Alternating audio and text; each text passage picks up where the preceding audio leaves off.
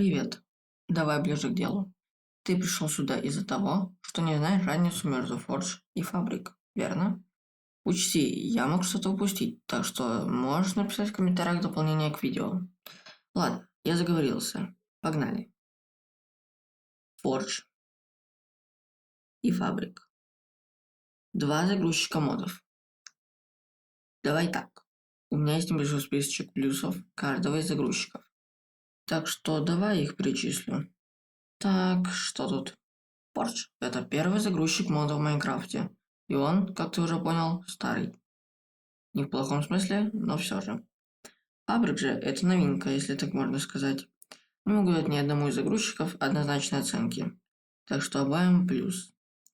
Думаю, очевидно, что у Forge сейчас больше модов, чем у Фабрика. Однозначно плюс Forge. Forge, отполированный временем, имеет меньше ошибок. Плюс Forge.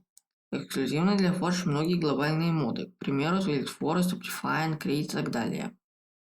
Ну и как факт, Forge больше подходит для серверных модов. Плюс Forge. Что ж, Forge мы расхвалили, теперь переходим к Фабрику. Не секрет, что Фабрик оптимизирован лучше, чем Forge. Плюс Фабрику. На Фабрике сейчас созданы многие клиентские сборки, ведь на Фабрике гораздо больше клиентских модов, чем на Forge. Ну и вишенка на торте. API Фабрика проще. Ну, это чисто техническая информация. Мое мнение, Фабрика восходящая легенда. А если максимально объективно, то Forge лучше сейчас, а Фабрик в будущем, в перспективе. Фабрик лучше для клиентских сборок, нежели Forge.